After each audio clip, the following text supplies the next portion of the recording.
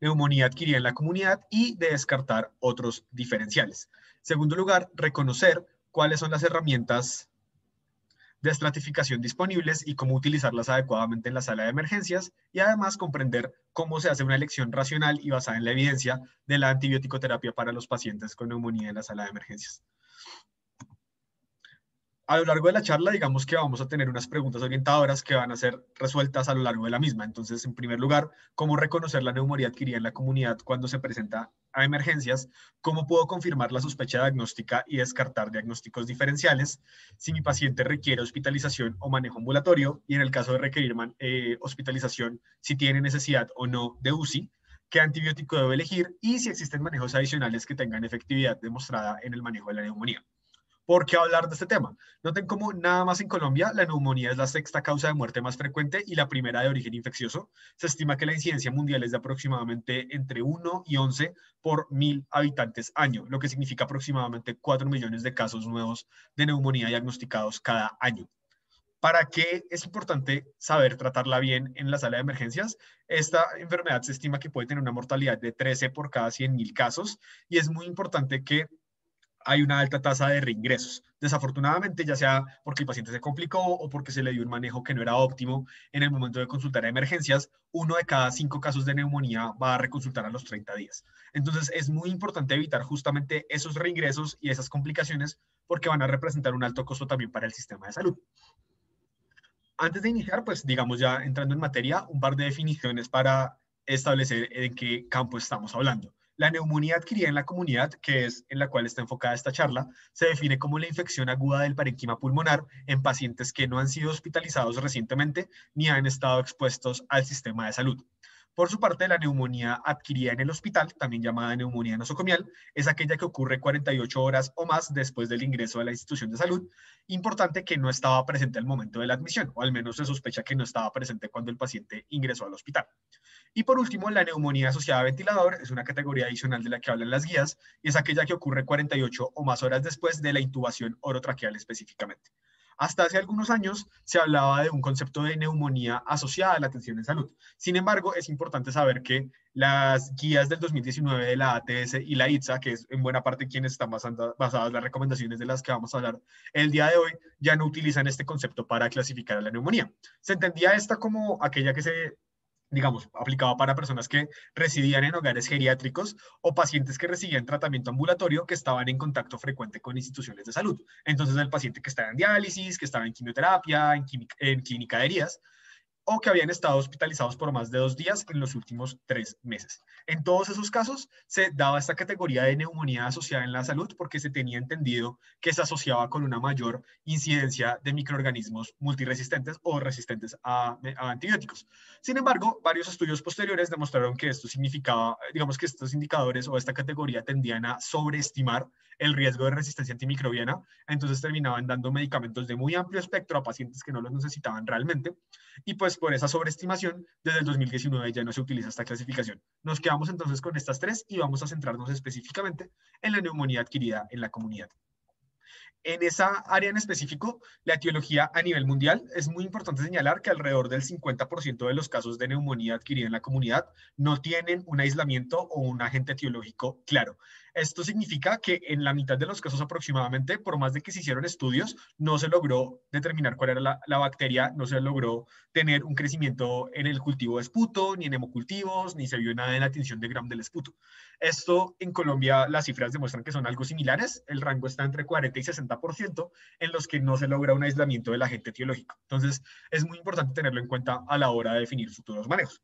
En los, digamos, la mitad de los casos, o el 50% en donde sí se logra identificar el agente, el más frecuente a nivel mundial y en la epidemiología colombiana también es el Streptococcus pneumoniae. Se estima que aproximadamente del 10 al 15% de todos los casos hospitalizados de neumonía adquirida en la comunidad son a expensas del neumococo. Otras bacterias menos frecuentes, por ejemplo, el Haemophilus influenza, la Moraxella catarrhalis, Pseudomonas aeruginosa, específicamente en algunos pacientes con factores de riesgo que ya vamos a ver. Hay unos microorganismos que se denominan atípicos porque primero no son tan fáciles de diagnosticar como Mycoplasma pneumoniae, Chlamydophila pneumoniae, Legionella pneumófila y que además son aún más difíciles de crecer en los medios de cultivo y demás. y que además suelen dar unos cuadros un poco diferentes, al igual que los virus, por ejemplo, influenza, parainfluenza, adenovirus y virus sincitial respiratorio. Todos estos virus, pues claro, adicionales al actual COVID, pues fuera de esto, esos eran los otros virus que usualmente se asociaban con neumonía. Y es que los cuadros de neumonía viral tienen algunas diferencias significativas que ya vamos a entrar en detalle cuando analicemos el abordaje clínico.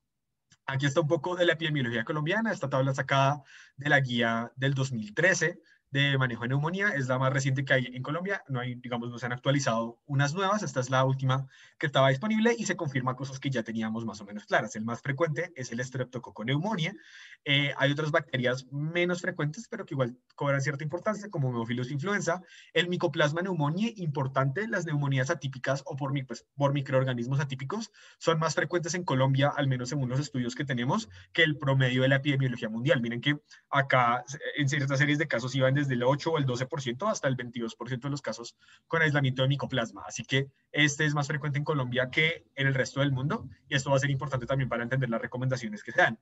De los virus, el más frecuente es la influenza, alrededor de 10% en promedio. Y noten cómo acá lo que les decía, en porcentaje importante, pues variando según las series 30, 33% hasta el 55% en este caso, la etiología era desconocida. Y es también particularmente importante como alrededor del 20% de los casos en varias de las series tenían una etiología mixta. Esto, de nuevo, va a ser importante conocerlo para entender por qué, digamos, la justificación racional de por qué se escoge uno u otro antibiótico después. Un par de pistas que los cuadros clínicos y los factores de riesgo de cada paciente nos pueden dar para direccionarnos a una u otra etiología están acá resumidas en esta tabla. No las vamos a leer todas, pero hay un par que son importantes. Por ejemplo, abscesos pulmonares se ha visto que se asocian bastante más con aumenta, digamos, el riesgo de que se trate de un estafilococo aureus meticilino resistente. Entonces, estos pacientes usualmente van a hacer más abscesos, hacen neumonías necrotizantes, hacen cavitaciones que no son tan frecuentes en las otras bacterias, por ejemplo. La presencia de un daño estructural previo, es decir, pacientes con bronquiectasias, se ha visto que se asocia con mayor riesgo de Pseudomonas aeruginosa. Pacientes con EPOC, pacientes con tabaquismo de larga data, aumenta el riesgo de hemófilus, de legionela, de moraxela. Y otros ya menos frecuentes, por ejemplo, legionela, usualmente asociada a brotes específicos, o por ejemplo el factor de riesgo clásico de paciente que estuvo en un hotel o en un crucero previamente, también pacientes que usualmente hacen trastornos electrolíticos como hiponatremia, deberíamos sospechar la legionela. Y pues aquí ya otros factores un poco más extraños que nos harán sospechar, por ejemplo, en algunos casos hongos u otras bacterias que pues ya son menos frecuentes. En cuanto a la fisiopatología, digamos que el resumen de cómo ocurre es porque hay una infiltración de patógenos en el parénquima pulmonar que lleva a que se formen infiltración celular, infiltrados de células inflamatorias y del sistema inmune, que llevan a exudados alveolares, y esto es lo que explica la presencia de consolidación, que vamos a encontrar al examen físico y en las imágenes diagnósticas. Hay en últimas una respuesta inflamatoria, que esto explica sobre todo los síntomas sistémicos como fiebre, escalofríos, algunos pacientes hacen mialgias, artralgias y demás, y la alteración del intercambio gaseoso, que esto va a explicar la desaturación, la hipoxemia, la disnea, etc. ¿Cómo ocurre esto? Digamos que para que se dé ese proceso fisiopatológico de la neumonía se requieren dos cosas. Primero, que haya un patógeno que llegue a los alvéolos pulmonares, pero que además logre superar las defensas del cuerpo. Defensas como el aclaramiento mucociliar, las proteínas antimicrobianas que están en el surfactante pulmonar y la acción de los macrófagos alveolares. Ya sea porque el inóculo es muy grande, o sea, la cantidad del patógeno es muy alto, o ya sea porque es muy virulento, logra superar estas defensas y finalmente termina dando el proceso fisiopatológico pues, que justamente vemos acá.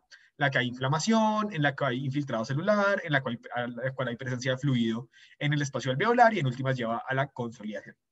La vía de transmisión, digamos que la más frecuentemente descrita es la microaspiración. Entonces, la microaspiración de el tracto respiratorio superior es tal vez la principal que se ha descrito, de ahí que buena parte de los microorganismos que causan neumonía sean justamente residentes de la microbiota normal del tracto respiratorio superior, porque hay procesos de microaspiración. O por gotas también es relativamente frecuente. Menos frecuente se describen, por ejemplo, la aspiración de contenido gástrico, esto en pacientes de factores de riesgo que no pueden proteger su vía aérea, como algún trastorno neurológico, como secuelas de una ACV, etcétera, o en menos casos por vía hematógena. Importante, si es por vía hematógena, una de las principales sospechas va a ser, como les comentaba, el estafilococo aureus, que además se asocia con manifestaciones de neumonía necrotizantes y demás. ¿Cómo vamos a abordar entonces al paciente que llega con sospecha de neumonía a la sala de emergencias? Digamos que hay tres pilares: un abordaje desde el punto de vista clínico, desde los paraclínicos y un abordaje imagenológico, que juntos nos van a dar las herramientas suficientes para confirmar el diagnóstico y dar el manejo oportuno. En cuanto al abordaje, digamos que acá está este dibujito de ABCD, digamos, no de forma gratuita, sino para recordarles algo que no nos cansaremos de repetir en el grupo de medicina de emergencias, y es que para poder diagnosticar y tratar bien a mi paciente, primero tengo que asegurarme de tener paciente. Lo que eso significa es que el paciente tiene que estar estable, que el paciente tengo que descartarle, pues que no tenga algún compromiso de su vía aérea, de los procesos respiratorios, tengo que mirar cómo está la circulación, cómo está su estado neurológico. El ABCD siempre es lo primero que tenemos que hacer cuando valoramos a nuestros pacientes, y tenemos que garantizar pues que estén adecuadamente compensados. Justamente por ese lado vamos a arrancar a mirar si hay signos de inestabilidad en el caso del paciente con neumonía. Mirar los signos vitales, mirar si está hipotenso, si está muy taquicárdico, podría tener riesgo de estar haciendo un shock asociado. Si el paciente es capaz de proteger la vía aérea o si tiene inminencia de falla respiratoria, en caso de que no pueda protegerla o de que esté bastante cerca de hacer esa falla respiratoria, va a ser entonces muy importante pensar en manejos avanzados de la vía aérea, probablemente pueda necesitar intubación. Entonces hay que tenerlo en cuenta desde el comienzo para que no nos coja, digamos, sobre la hora el paciente ya más descompensado cuando no lo pudimos, cuando pues pudimos haberlo compensado mucho antes. Desde el punto de vista clínico, ¿qué hallazgos van a ser sugestivos de que el paciente tiene neumonía? Pues que haya fiebre, hipoxia, taquicardia y presencia de estertores a la auscultación. Se han descrito que estos cuatro son altamente predictores de neumonía confirmada por radiografía. Ya vamos a ver cuáles otros. Por ejemplo, la presencia de tos, que dice que está hasta en un 80% de los casos, disnea o sensación de dificultad para respirar alrededor del 70%, y un poco menos frecuente, pero puede también estar presente, el dolor pleurítico y la producción de esputo en alrededor del 50% de los casos. Digamos que es muy importante que en neumonía no va a existir un único signo o síntoma que sea patognomónico y que nos haga el diagnóstico definitivo. En últimas, las manifestaciones clínicas van a aumentar su utilidad cuando se presentan varias en conjunto. Cuando se presentan como una constelación de síntomas, es que podemos tener el diagnóstico mucho más fuerte. Tal vez alguien con solo fiebre o alguien con solo hipoxia no necesariamente tiene neumonía, pero tiene varias de estas al tiempo, pues aumenta la sospecha diagnóstica, aumenta, digamos, la probabilidad de que sí sea. Y los datos de la historia clínica no van a servir tanto para confirmar un diagnóstico o no, sino para estratificar el riesgo del paciente, y van a ser importantes para lo que vamos a ver más adelante. Entonces, saber cuál es su edad, si tienen antecedentes de tabaquismo o, por ejemplo, antecedentes patológicos, y todas las comorbilidades que tengan van a ser importantes ahí en ese escenario. Un último apunte desde el punto de vista clínico, y es que mucho ojo con el paciente anciano. Los pacientes ancianos en general suelen hacer clínicas mucho menos floridas. Tal vez no hacen tanta fiebre, tal vez no hacen tanta taquicardia. Ya vamos a ver, por ejemplo, en los paraclínicos probablemente no hagan tanta leucocitosis, pero no por eso no están teniendo procesos serios, incluso pueden tener neumonías serias. Es importante que además hacen más síntomas atípicos. Por ejemplo, pueden referir fatiga, o la alteración del estado mental es bastante frecuente. Recuerden que en los pacientes de la tercera edad es muy frecuente que el motivo de consulta sea un delirium, y uno de los principales desencadenantes del delirium es justamente procesos infecciosos. Así que la presencia de neumonía siempre tiene que sospecharse en estos casos. Y específicamente del examen físico, la auscultación pulmonar. Pues claramente todo paciente tiene que ser auscultado, y es importante remitirnos siempre a la semiología y a los primeros pasos que se enseñan y que se tienen que tener en cuenta. Se ha visto que los hallazgos que tienen mayor asociación con el posible diagnóstico, son un likelihood ratio positivo más alto, que aumentan la probabilidad de que sí sea, son la egofonía, entendida como, pues, auscultar el pecho del paciente, pedirle que hable y que al auscultarle se escuche la voz resonando de forma temblorosa, con un timbre como nasal y más aguda. Eso es la egofonía. Es bastante sugestiva, al igual que la presencia de matidez a la percusión. ¿Cuál es el problema de esto? Pues que son signos que pueden ser difíciles de encontrar o que pueden ser muy variables entre observadores, pero sin duda ayudan a dirigir el diagnóstico. Misma historia de la presencia de estertores y la disminución de ruidos pulmonares. De nuevo, su ausencia no va a descartar el diagnóstico, pero la presencia sin duda nos ayuda a direccionarnos bastante más. ¿Qué otras cosas pueden encontrarse? Por ejemplo, la famosa pectoriloquia, que es que cuando le pedimos al paciente hablar y lo auscultamos, pues se escucha la voz perfectamente articulada, incluso si hay consolidación significativa, o la presencia de los llamados estertores de burbuja gruesa. Aquí voy a tomarme un minuto para compartirles el audio de cómo suena. Digamos que en todas las charlas uno usualmente habla de, oh, hay estertores, pero ¿sabemos bien cómo se escucha un estertor? Vamos a entrar justamente en eso. Regálenme un segundito.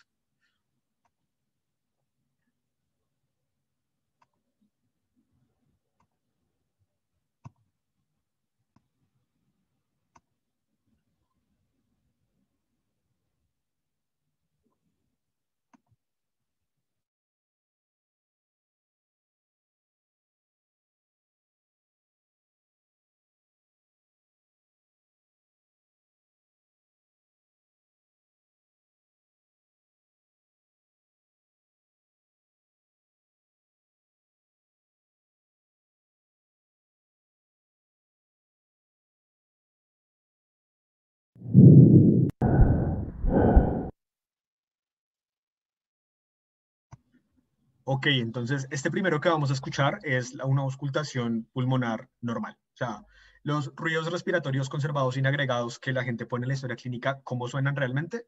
Serían algo así.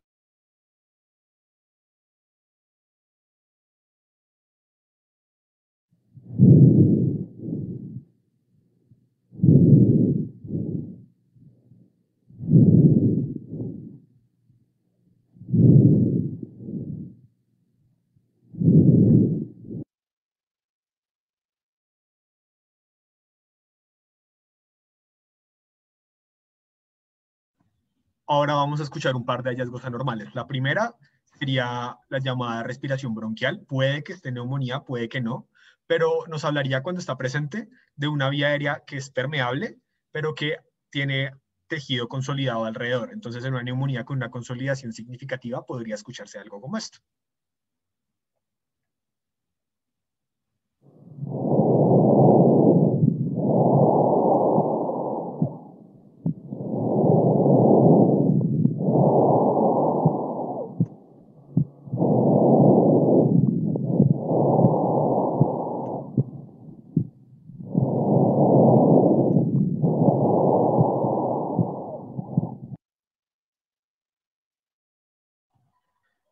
Y finalmente, los famosos estertores de burbuja gruesa o estertores gruesos, que son como tal vez de los más sugestivos y probablemente más fáciles de encontrar que los anteriores, sería algo como esto.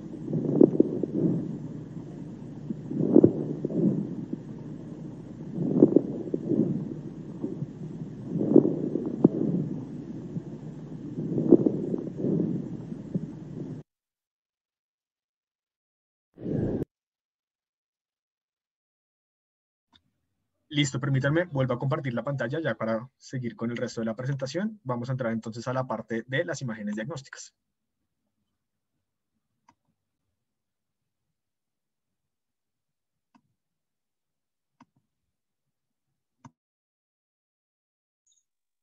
Bueno, como estaba diciendo Juan David anteriormente, el diagnóstico de una neumonía pues se basa en todos estos hallazgos semiológicos que encontramos a la auscultación del paciente, a la percusión del paciente, pero sin duda alguna las imágenes diagnósticas son muy importantes en el proceso de un abordaje de un paciente en el que nosotros sospechamos una neumonía.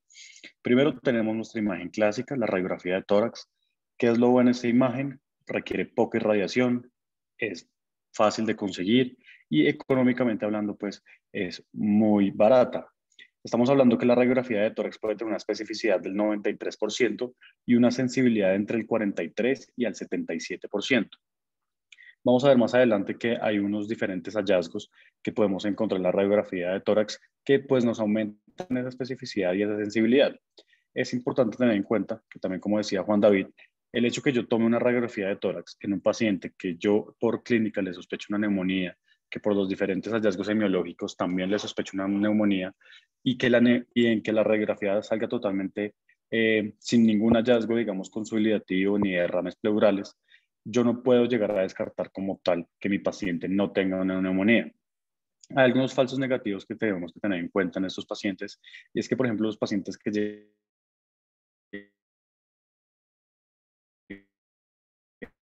con estados de deshidratación severos a moderados, hidratación. Es por eso también siempre recomendable que en los pacientes a quien se le va a realizar una radiografía de tórax, pues realicemos una, una, un aporte de líquidos hídrico bastante importante. ¿Listo? Siguiente, por favor.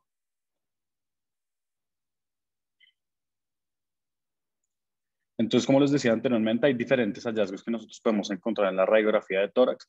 Pues los más comunes son las consolidaciones que podemos ver en los diferentes lóbulos, pero sin duda alguna, uno de los hallazgos más específicos de un proceso neumónico a nivel pulmonar, pues será el hallazgo de un bronquiograma aéreo. ¿Listo? Eso es lo que nosotros vemos acá en la imagen, donde está ahí, digamos, vemos los bronquios llenos de aires, y pues eso es importante porque nos aumenta la especificidad y la sensibilidad de la radiografía de tórax. Adicionalmente podemos encontrar también pues derrames paraneumónicos asociados y fundamental siempre que nosotros pidamos la radiografía de tórax en ambas proyecciones, no solo quedarnos con la anterior y posterior, sino que también solicitar la lateral porque pueden haber consolidaciones de los lóbulos medios o derrames pleurales muy pequeños que no son visibles en las radiografías anteroposteriores. Siguiente.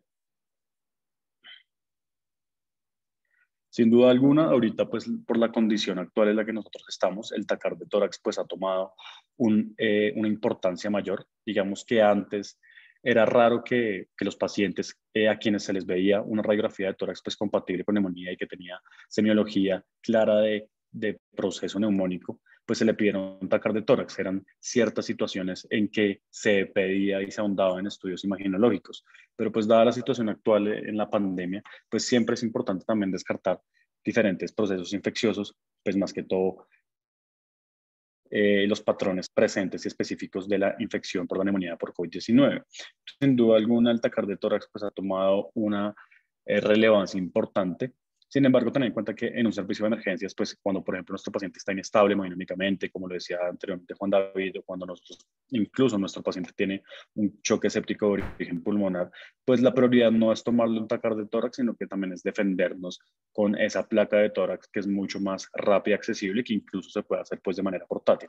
Sin embargo, pues el TACAR de tórax ya nos aumenta mucho más la sensibilidad. Estamos hablando de la sensibilidad de 98 al 100%. Y acá les traigo pues este TACAR de tórax pues que es clásico en un paciente con neumonía. Acá vemos cómo tiene pues derrames bilaterales y vemos lo que les decía anteriormente, pues ese signo de broncograma aéreo que es mucho más visible en los TACAR de tórax. Entonces, como les decía, pues actualmente digamos que lo que me he dado cuenta en la práctica clínica es que básicamente todo paciente que tenga una placa de tórax, que haya una sospecha de una consolidación, pues se le está pidiendo TACAR de tórax para también evitar o direccionar más bien el paciente a una zona respiratoria con una sospecha pues de COVID. Siguiente. Acá vemos pues lo que les decía anteriormente. Son pacientes, puede que se muestre una consolidación, una radiografía de tórax normal y veamos, le hagamos un TACAR de tórax y pues tengan este patrón de vidrio esmerilado peribronquial en diferentes lóbulos, pues característico de la neumonía por COVID-19. Entonces también es importante tener en cuenta que si mi paciente tenga por sintomatología respiratoria y tiene, digamos, unos hallazgos de consolidaciones en la radiografía de tórax, pues ahondemos en estudio con el TACAR de tórax. Claro está, pues si mi paciente no está inestable hemodinámicamente. Siguiente. Sin duda alguna, una de las herramientas más importantes que nosotros tenemos en el servicio de emergenciología, pues es la ecografía al lado del paciente. Acá les traigo un ejemplo. Acá estamos viendo, no sé si Juan David me ayuda como ahí a señalar con el cursor, pues dónde está la proyección. Esta es una imagen que les traigo, acá donde se está haciendo el corte. Vemos entonces que lo rojo, pues ya se... Vemos acá lo rojo que está señalando Juan David, vemos acá toda la parte azul que correspondería pues como tal al pulmón. Vemos esa línea azul un poco más gruesa, que sería pues indicativo de la pleura. Vemos la línea roja por debajo del azul gruesa, que sería el diafragma. Y pues aquí estaríamos en el ángulo costofrénico. Entonces vemos que en la parte azul vemos como diferentes por así decirlo, puntos blancos que no son homogéneos y característicos pues, de la consistencia pulmonar. Y adicionalmente, si ustedes ven, también podemos ver la presencia de bronquiograma aéreo. Entonces, estos también son signos que podemos encontrar con la utilización de una ecografía al lado del paciente. Y vemos adicionalmente pues, un derrama en el ángulo costofrénico, que también son hallazgos que podemos encontrar en el paciente con la ecografía al lado.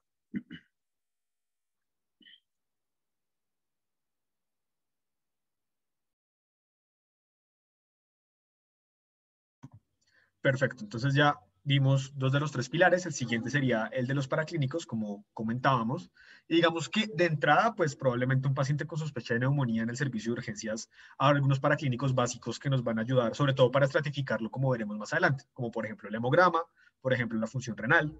En el caso de que haya sospecha de que esté hipoxémico, que esté con alguna inminencia de falla ventilatoria, probablemente unos gases arteriales también se le tomarán más rápido. Pero, ¿qué más podemos hacer o qué otras cosas tenemos disponible y qué nos dice la evidencia al respecto? Está, por ejemplo, la presencia, digamos, la utilización de los biomarcadores. Es importante que no, de momento, su utilidad no es tan clara, fundamentalmente porque no hay un consenso claro sobre cuáles deberían ser los puntos de corte. La evidencia aún no es del todo robusta. La idea general de esto es que siempre tenemos que guiarnos más por la sospecha clínica e imagenológica, más que por la posibilidad de que un biomarcador nos confirme una u otra cosa. Digamos que los dos que más han estudiado son la PCR, la proteína C reactiva. Sabemos que es un reactante de fase aguda producido en el hígado en respuesta a la interleuquina 6 y a otros mediadores inflamatorios. Digamos que el problema de la PCR es el punto de corte. Si se toma un punto de corte de 40, se ha visto que tiene una muy buena sensibilidad, pero la especificidad es tan baja como el 17%. Si se sube el punto de corte, lógicamente aumenta esa especificidad, pero a expensas de perder mucha sensibilidad.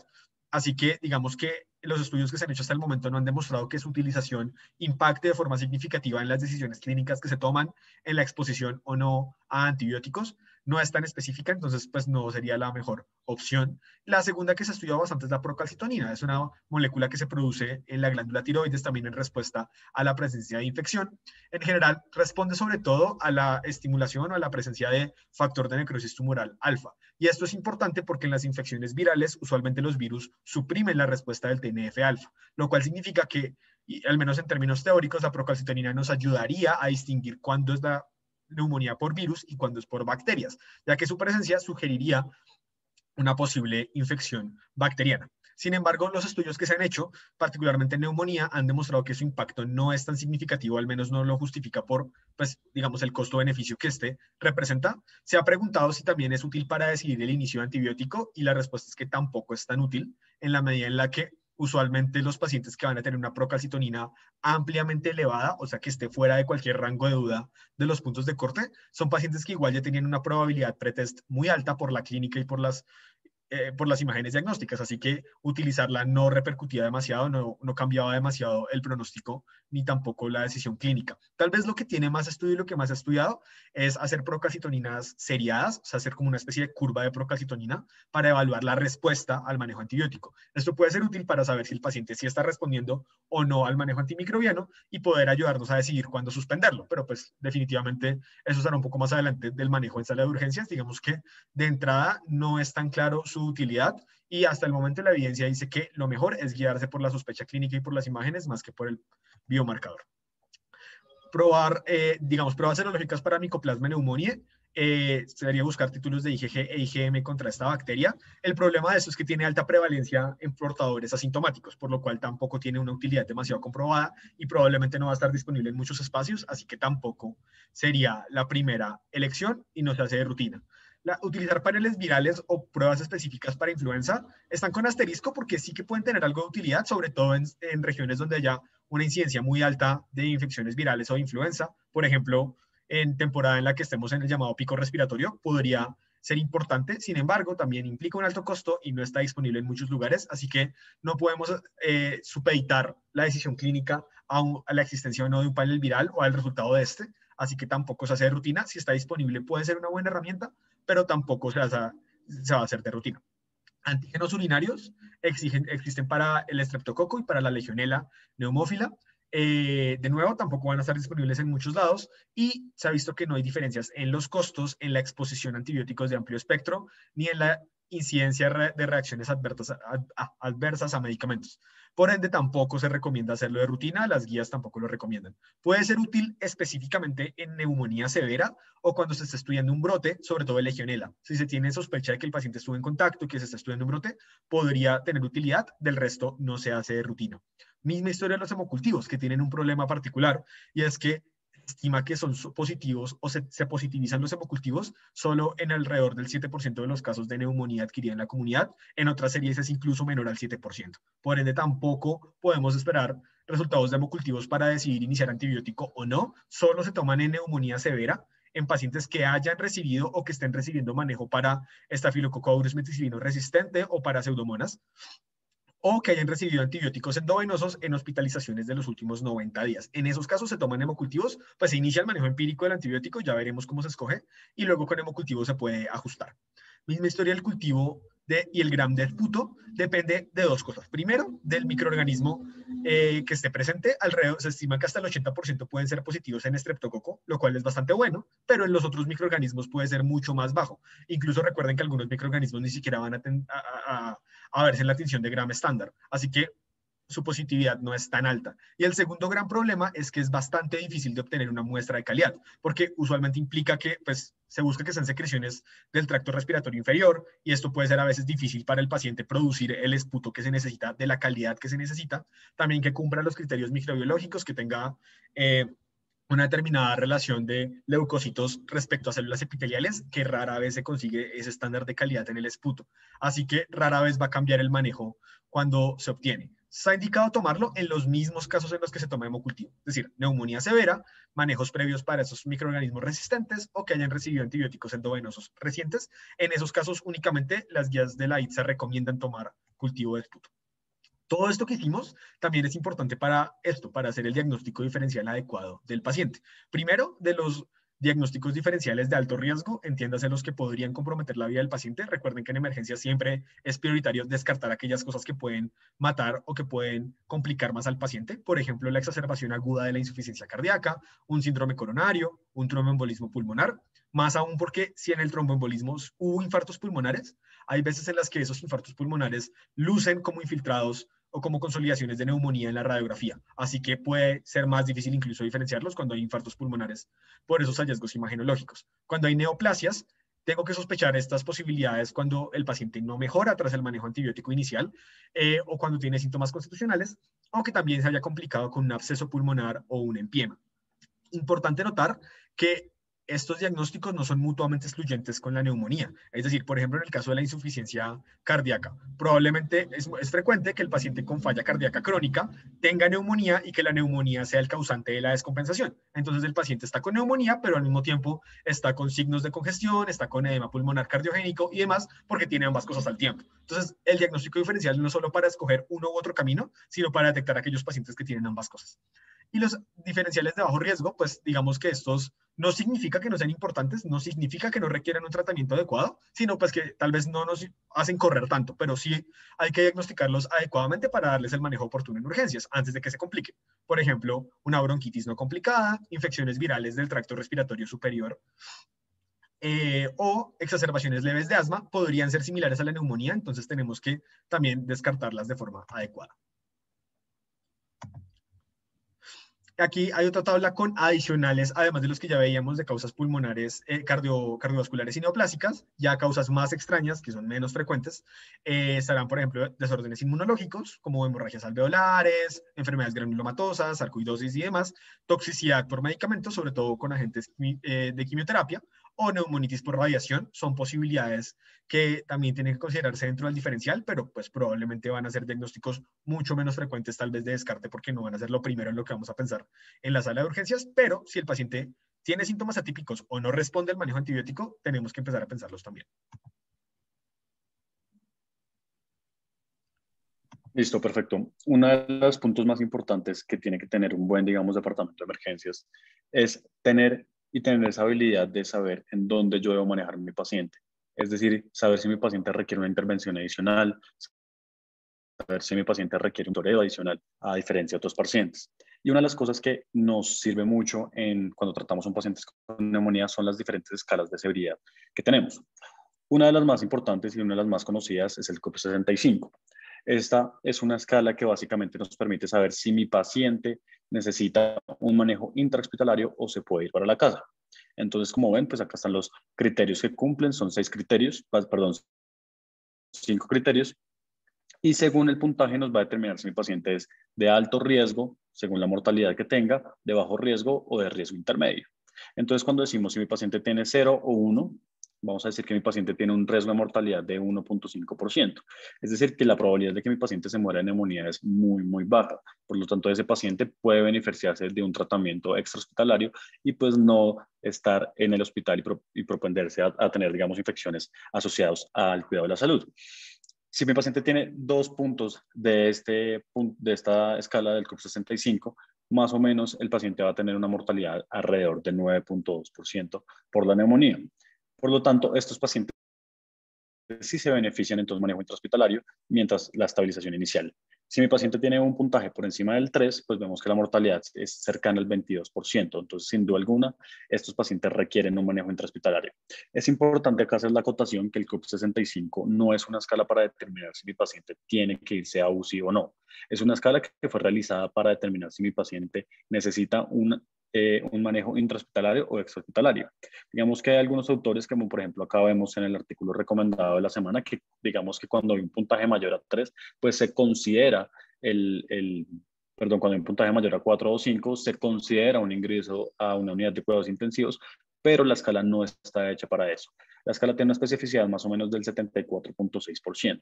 Y es importante también aclarar que la confusión acá en estos pacientes, digamos, se puede examinar con un Glasgow menor a 13 o 15, algunos autores dicen, y también con la realización de diferentes pruebas de neuropsicología, como por ejemplo es el Mini-Ment. ¿Listo? Siguiente.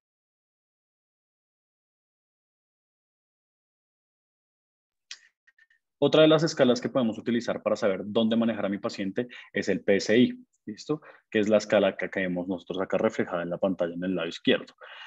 Esta escala obviamente es mucho más difícil de realizar y como vemos depende de las comorbilidades del paciente. ¿Listo? Es decir, que un paciente que se está presentando al servicio de emergencias con unos posibles hallazgos de neumonía, pero es un paciente bastante comórbido, seguramente esta escala le va a marcar un puntaje muy alto y va a decir que mi paciente necesita un manejo intrahospitalario.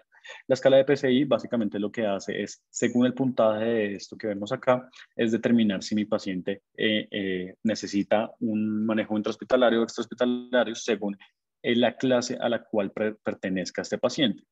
Y también nos va a evaluar pues, el riesgo de mortalidad. Entonces vemos que hay diferentes clases, empezar la clase 2, 3, 4 y 5, dependiendo de ese puntaje del índice de PSI.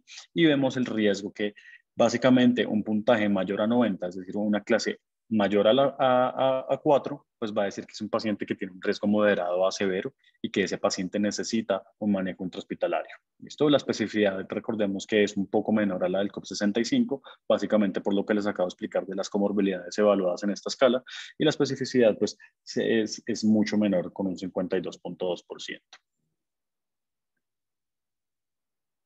Entonces, para llevarnos a la casa, paciente que esté cursando con una neumonía, pues obviamente que mi paciente no esté inestable, pero entonces estamos, digamos, en esa decisión de si mandarlos a la casa o no, realicemos estas dos escalas. El COP 65, mucho más rápido. Si el COP 65 es mayor a 3 o incluso autores dicen mayor a 2, pues que el paciente se quede en manejo intrahospitalario. En cambio, si el PSI es mayor a 90, es decir, que mi paciente está en clase 3 y 4, es decir, que mi paciente tiene un riesgo de mortalidad secundario a esta neumonía entre severo y entre moderado y alto, pues mi paciente debe estar manejado acá en el hospital. Siguiente. Ahora, una de las preguntas que nosotros nos tenemos que hacer cuando evaluamos también y cuando abordamos un paciente con neumonía es si ese paciente se va a inestabilizar en algún momento. Es decir, si mi paciente realmente se beneficia a irse a una unidad de cuidados intensivos. Entonces, como habíamos visto anteriormente, también hay unas escalas de manejo intrahospitalario, también existen unas escalas que nos determinan saber si ese paciente requiere esta unidad de cuidados intensivos. Una de estas es el SMART-COP. Esta escala tiene una sensibilidad alrededor del 92.3% y una especificidad del 62.3%. Evalúa todos estos parámetros que están acá. La presión arterial sistólica por debajo de 90, que haya unos hallazgos de neumonía multilobar. Algo que se le critica mucho a esta escala es que se necesita la medición de albúmina. Y esto es, digamos, criticable porque esta medición de albúmina pues no es un paraclínico que se haga con frecuencia. Digamos, es un paraclínico que requiere más por parte del servicio de laboratorio, entonces puede llegar a demorar más y pues en ese momento digamos que si mi paciente está inestable hemodinámicamente o si mi paciente no sabemos si llevarlo a UCI, pues se nos puede demorar un poco la obtención de este tipo de muestra. Tenemos acá también pues hallazgos en la frecuencia respiratoria, taquicardia, confusión y pues la oximetría de nuestro paciente y de unos gases arteriales. Entonces digamos que el punto débil de esta escala de SMART-COP es la utilización de la albúmina que pues sin duda alguna retrasa el redireccionamiento a los pacientes a unidades de cuidados intensivos. ¿Cómo interpretar esta escala? Pues vamos a decir que un puntaje de 0 a 2 está en el grupo de bajo riesgo, entonces por lo tanto pues ese riesgo es mínimo que mi paciente requiera unidad de cuidados intensivos. Si está entre 3 y 4 es moderado, si está entre 5 y 6 es alto, es decir, que ya se debe considerar entonces mandar a mi paciente a unidad de cuidados intensivos, y pues mayor a 7 pues es de un grupo de altísimo riesgo y sin duda alguna se debe mandar el paciente a una unidad de cuidados intensivos para pues monitoreo más extenso. Por otro lado, hay otra escala que también nos determina, o más bien unos criterios, porque no es una escala, son unos criterios que fueron realizados por la INSA y la ATS en el 2007, que básicamente cuenta con una serie de criterios menores, mayor o 3 menores, pues este paciente se beneficia de una unidad de cuidados intensivos. Hablamos que las sensibilidades del alrededor del 69% y la especificidad es del 97%.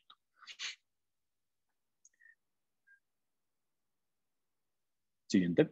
Entonces, para llevarnos a la casa, primero, evaluar si mi paciente necesita o no un manejo intrahospitalario con las escalas del CURS 65 y el PSI. Si mi paciente necesita UCI, debemos hacer alguna de estas dos escalas. Primero, mirar la escala o los criterios de ILSA y ATS, sabiendo que con uno mayor o 3 menores, perdón, no 2, 3 menores, mi paciente ya requiere un manejo de unidad de cuidados intensivos, o cuando mi escala de SmartCop es mayor a 5, también mi paciente se beneficia de una unidad de cuidados intensivos. Listo, entonces tal vez la última pregunta grande que nos queda por responder, ya que sabemos en dónde vamos a manejar a nuestro paciente, es qué antibiótico vamos a elegir. Digamos que tradicionalmente se describían determinados factores de riesgo para microorganismos multiresistentes, tanto para Pseudomonas como para Staphylococcus meticilino resistente. Como les comentaba al comienzo, ha habido preocupación porque tal vez ciertos factores tradicionales de riesgo terminaban sobreestimando el riesgo realmente de los pacientes. Así que para evitar exponerlos a antibióticos de amplio espectro de manera innecesaria, pues se han hecho intentos por estandarizar esto también con otras herramientas y con otras escalas. Este puntaje, el DRIP Score, es específico para buscar patógenos resistentes en neumonía, consta básicamente de estos ítems, y sobre el total de 14 puntos posibles, se ha visto que, ¿cómo se interpreta básicamente? Un puntaje mayor o igual a 4 detecta patógenos resistentes en neumonía con una sensibilidad del 70% y una especificidad del 82%, lo cual son resultados pues bastante buenos, están publicados y se han sido validados en esos estudios que muestran cierta utilidad.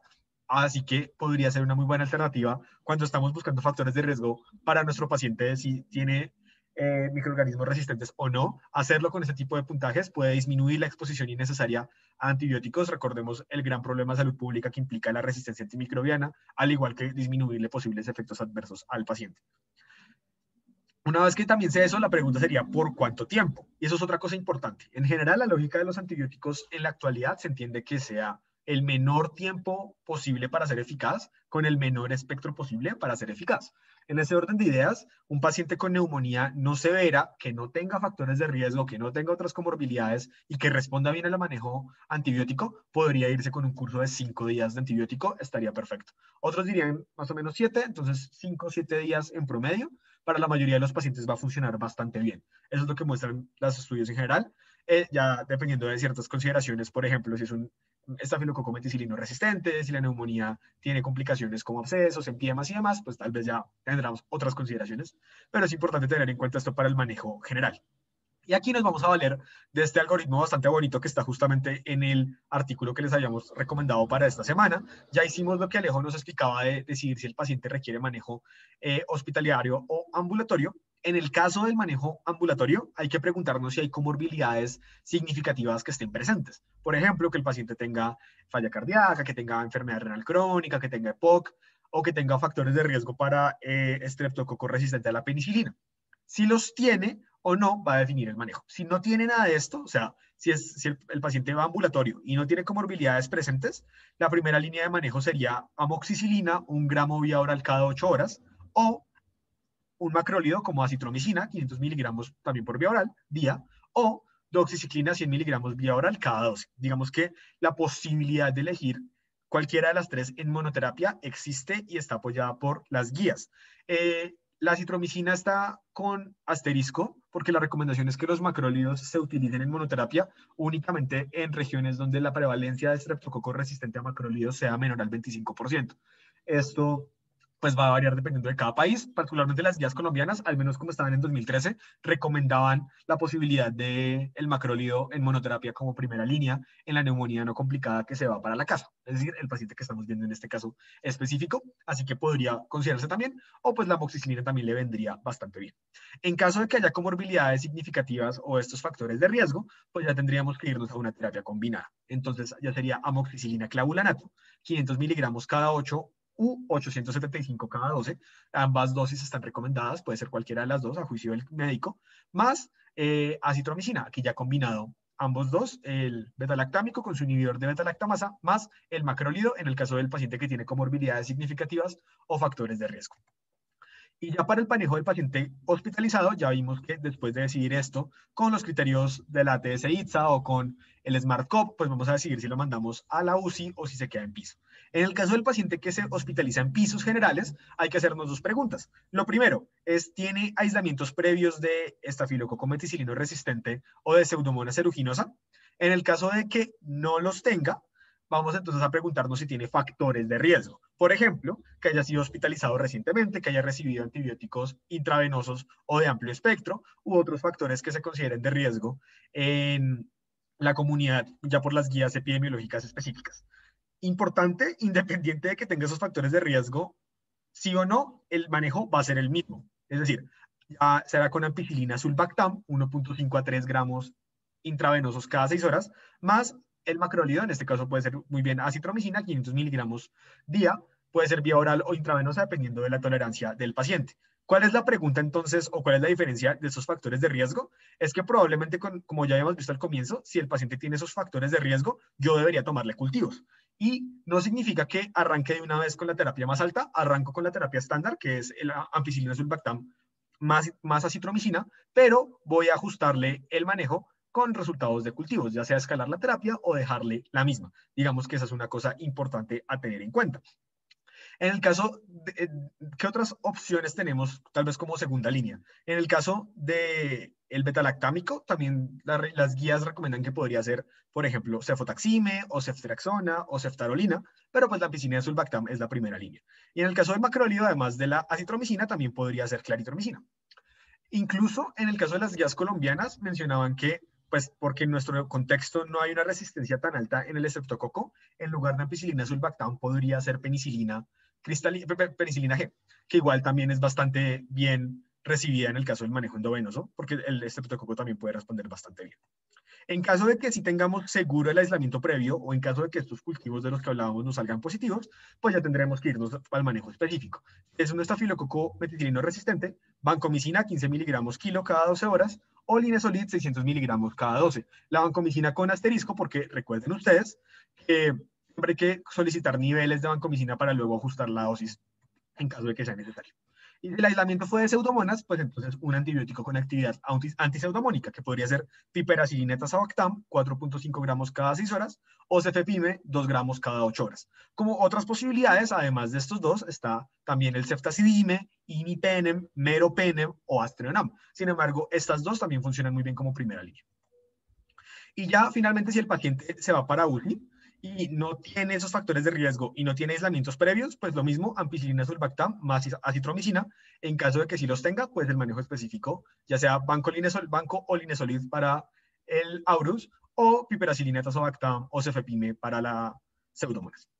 Y ya para terminar, un par de consideraciones finales. Digamos que si bien la población pediátrica estaba fuera de la población objetivo de nuestra revisión y probablemente tiene muchas otras consideraciones, en caso de que un paciente pediátrico pues también se presente al servicio de urgencias y esté en nuestras manos atenderlo, hay que recordar que es más frecuente en la población pediátrica las causas virales, sobre todo en los pacientes menores de 2 años. Entonces, en estos casos, si está disponible y es posible, el panel viral puede ser una muy buena opción. Recordar que los hallazgos clínicos van a ser igualmente inespecíficos que en los adultos, pero particularmente en los niños la presencia de hipoxemia y el aumento del trabajo respiratorio, por ejemplo la presencia de retracciones intercostales o subcostales y demás signos de esfuerzo respiratorio pueden ser más sugestivos. O sea, digamos, de todos los que existen, pues son los que tienen más peso. Obviamente, si están asociados a fiebre, a estertores y demás, pues aumenta la probabilidad. En el caso de la presencia de influenza, ya sea que haya infección por influenza y ya, o ya sea que sea sobreinfectada con una bacteria, hay diferencias también en las recomendaciones de las guías que son importantes de analizar. Las guías colombianas del 2013 recomendaban darle oseltamivir a todo paciente con neumonía adquirida en la comunidad que fuera severa. Pero pues de nuevo estas guías son desde el 2013. La ATS y la ITSA en sus guías del 2019 sugirieron usar el oseltamivir solo en casos confirmados de influenza, es decir, que yo tenga el panel viral, que yo tenga la prueba de influenza que me confirma que está presente el virus, pero también la evidencia es débil incluso en estos casos. Se ha visto que puede disminuir las complicaciones y la progresión de la enfermedad, pero no es tan claro qué tan significativo es este impacto. Digamos que hay evidencia a favor de usarlo cuando hay influenza confirmada, pero la evidencia aún es bastante débil, sobre todo si se da después de 72 horas, es incluso peor, o es incluso más débil, pues. Y finalmente, la reflexión respecto al tiempo, a la neumonía en tiempos de COVID. Recuerden que no va a haber ningún hallazgo en la historia clínica ni en el examen físico que puedan diferenciar de manera definitiva la etiología. Es decir, yo por tener un paciente que tenga fiebre, que tenga tos y que tenga disnea, puede tener una neumonía bacteriana o puede tener COVID, perfectamente cualquiera de las dos. Incluso podría tener sobreinfección de ambas. Para esto es interesante, por ejemplo, un estudio retrospectivo que hicieron en Nueva York durante el primer pico de la pandemia, en el cual encontraron que las tasas de coinfección bacteriana no eran tan altas, alrededor del 2% de los casos. Otras series han reportado tal vez 5% o similares. En general, la coinfección bacteriana no es tan alta, lo cual nos hace pensar que en el caso del paciente con COVID, cuando se hace prueba, que probablemente un paciente con síntomas respiratorios que ingrese a una institución va a tener su prueba para COVID de alguna u otra forma, está un poco quitar la idea de darle acitromicina o darle un antibiótico a todos los pacientes con COVID. No, solamente en el caso en el que haya sospecha seria de sobreinfección bacteriana o coinfección bacteriana. También porque las imágenes tienen dificultades para diferenciarlo. Por ejemplo, la radiografía de tórax tampoco va a tener un rendimiento muy claro porque pues tipo en COVID podríamos ver tal vez unos infiltrados alveolares difusos que pues, oh sorpresa, son más o menos lo mismo que se ve en neumonías virales por otras causas. Entonces, digamos que no va a ser muy específico tampoco el hallazgo. Puede ser difícil diferenciarlo en ambos, es tenerlo en cuenta. Probablemente ese paciente respiratorio va a tener que ingresar a la zona respiratoria de la sala de emergencias y tener una prueba cuando ingresa con estos síntomas y ya después, si sale negativo, pues se podrá dar el manejo del que ya hablábamos previamente.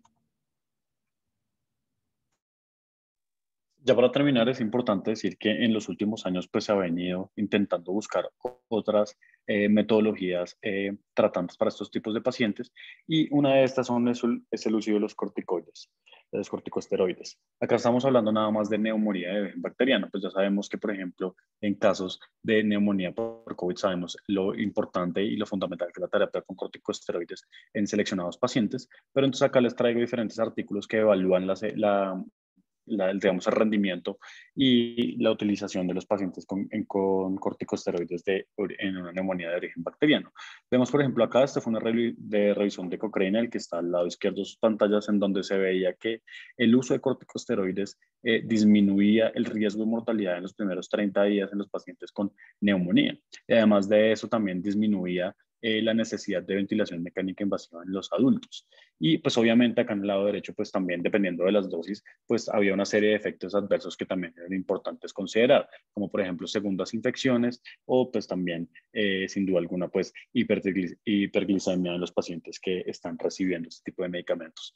Sin embargo, digamos que en el contexto actual no hay como una recomendación clara sobre el uso de los corticosteroides en los pacientes con neumonía bacteriana, pero sin duda estudios como estos pues nos amplían el camino y nos dicen que puede haber digamos, otros tratamientos complementarios adicionalmente de los antibióticos que nos pueden ayudar a disminuir la mortalidad en estos pacientes, no solo disminuyendo pues, la mortalidad como tal, sino que también disminuyendo esa necesidad de ventilación mecánica que es bastante fuerte para estos tipos de pacientes y pues que deja secuelas bastante importantes. Entonces, como a manera de futuro, que queríamos terminar con esto para decir que no nos cerremos y miremos qué más adelante hay, qué más va saliendo de este tipo de artículos, porque sin duda esto va a terminar cambiando la práctica clínica.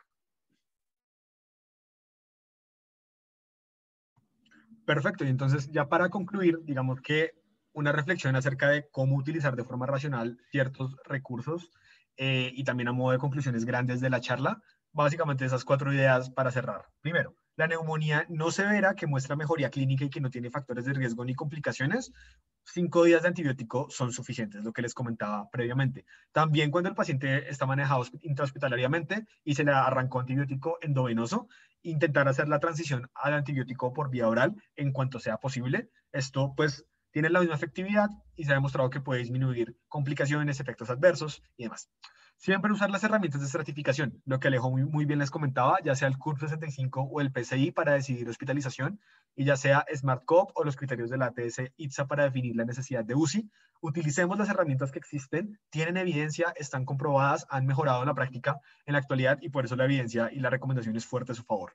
Tercero, no sobreestimemos el riesgo de los microorganismos resistentes. En la neumonía no severa es preferible esperar los ayuntamientos antes de escalar la terapia. Ojo, esto no significa que tengamos que esperar para iniciar el antibiótico. Lo que significa es que podemos iniciar con la terapia estándar para la neumonía no severa y esperar esos aislamientos antes de poder escalarlos. También valgámonos de los puntajes como por ejemplo el DRIP del que hablábamos, que tiene buena evidencia también de que puede ayudar a seleccionar mejor los pacientes con riesgo de microorganismos resistentes y los que no. Y por último, recordar que no se piden imágenes de seguimiento en la neumonía adquirida en la comunidad cuando finalizó el tratamiento. La explicación de esto es que las anormalidades en la radiografía de tórax, por ejemplo, o en un TAC, pueden tardar 4 semanas, más de un mes incluso, en resolverse.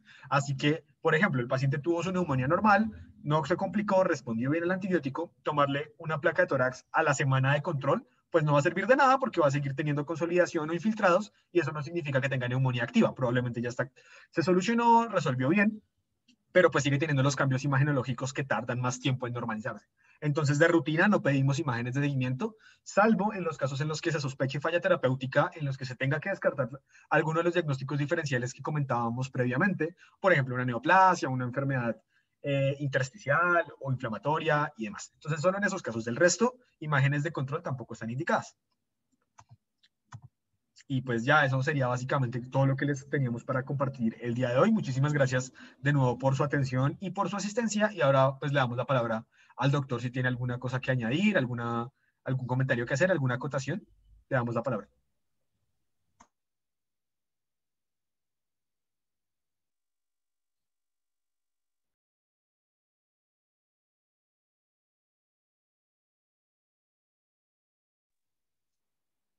Bueno, antes de eso, nos llega una pregunta por interno.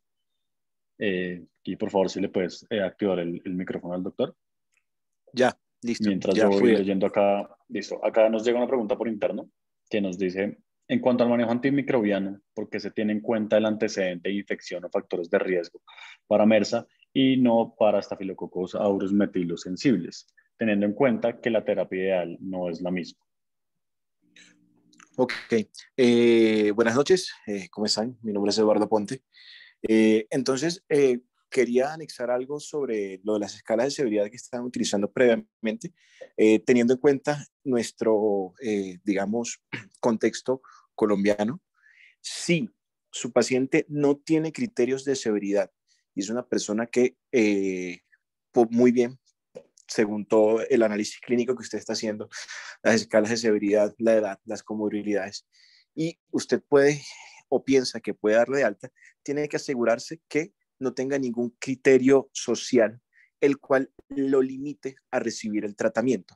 Eso es muy importante en nuestro medio, porque si el paciente no puede recibir tratamiento, es habitante de calle, es anciano y no tiene, digamos, alguien que pueda hacerse cargo de él, ¿sí?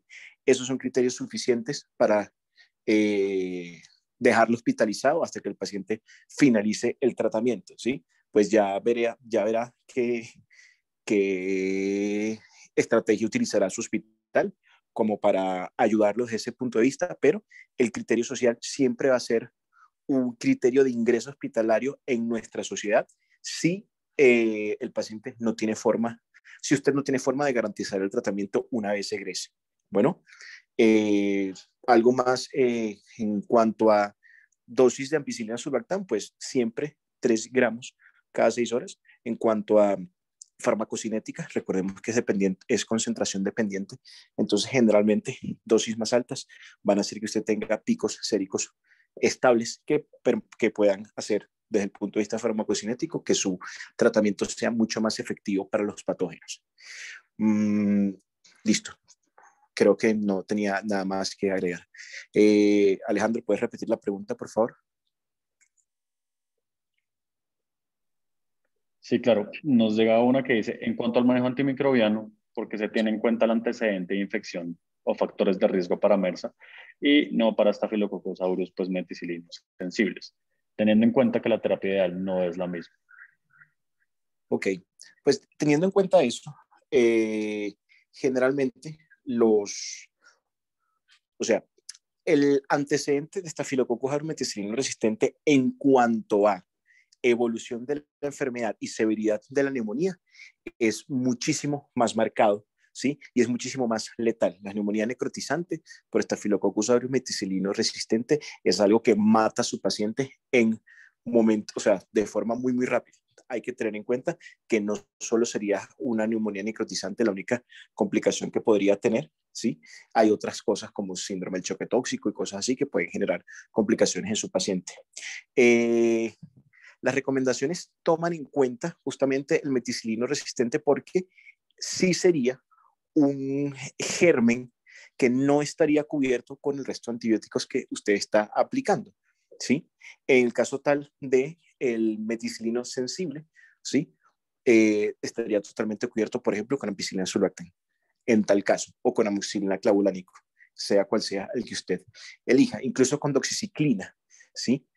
Entonces, en ese orden de ideas, además de la incidencia o digamos la prevalencia de infecciones adquiridas en la comunidad por Staphylococcus aureus meticilino sensible, pues los reportes o las recomendaciones de las guías no son tan claras primero porque recuerden que es que no tenemos o el aislamiento específico de gérmenes a veces no es tan fácil ni tan sencillo y que generalmente no todos dan positivos. Aproximadamente el 30% de los cultivos en estos pacientes podrían dar, o menos, podrían dar positivos para algo.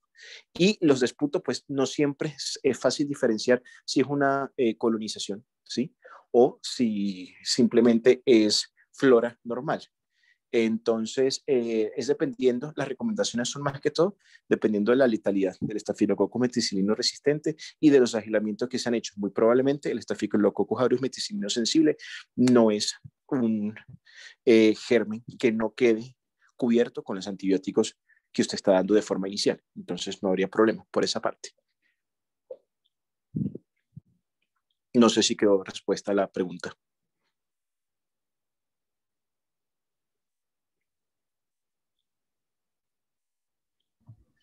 Sí, doctor, yo creo que es claro. Listo, pues no nos ha llegado ninguna otra pregunta. Entonces, pues les queríamos dar gracias pues, a los que participaron y los que asistieron. Recuerden que todas nuestras charlas van a poder encontrarlas en el canal de YouTube y pues que estén atentos porque venimos con diferentes actividades en el transcurso de este mes y lo que queda del semestre que van a ser muy, muy, muy importantes pues para la formación de nosotros. Entonces, pues muchas gracias a todos y muchas gracias pues a los doctores por estar acá apoyándonos en la realización de estas charlas. Muchas gracias, muchachos. Excelente charla. Los felicito. Muchas gracias.